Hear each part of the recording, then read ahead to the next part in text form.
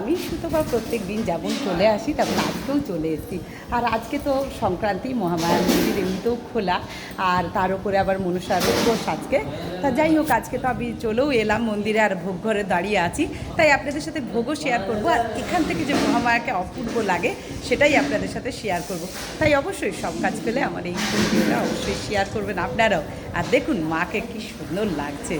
তা দেখুন এখানে তো ভোগ কাটা হয়ে গেছে, আজকে ভোগে যে সমস্ত কাটা হয়ে তোলাও হচ্ছে বালতিতে। তা যাই হোক, এই যে ভোগ দর্শন, আর দেখুন এখান থেকে কিন্তু মাকে দর্শন করানো হয়। এই যে দেখুন এখান থেকে কিন্তু ভোগ দর্শন করা হয়। আর মাকে দেখুন একবার, এই যে কি অপূর্ব লাগছে না? তাই এটাই আপনাদের সাথে শেয়ার করা ছিল। যদি ভালো লাগে ভিডিওটা, আপনারাও কিন্তু একটু শেয়ার করে দেবেন।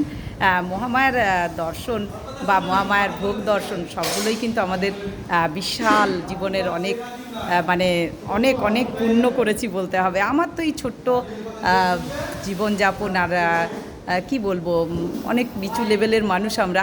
তা যাই হোক, আমি অন্তত তা সেই জায়গা থেকে আমার এটা অনেক বড় ভাগ্য বলে মনে হয়।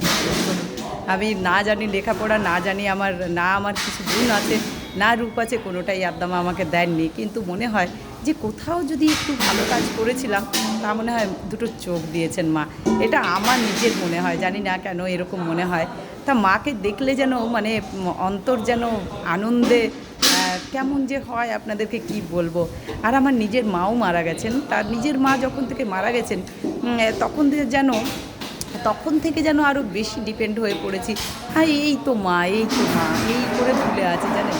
তা সে যাই হোক, আপনাদের কেমন লাগলো আমাকে একটু জানাবেন এখান থেকে। যেহেতু আজকে আমি একটু দেখিয়েছি আপনাদেরকে, ভোগ দর্শন করিয়েছি, সব ভিডিওগুলো দেখার অনুরোধ রইল। আপনারা একটু শেয়ার করে দিন, একটু লাইক কমেন্ট শেয়ার করে দিন। যারা এখনও সাবস্ক্রাইব করেননি, ভাবছেন করব, একটু করে দিন। টাটা, ভালো থাকুন সবাই, সুস্থ থাকুন, আনন্দে থাকুন।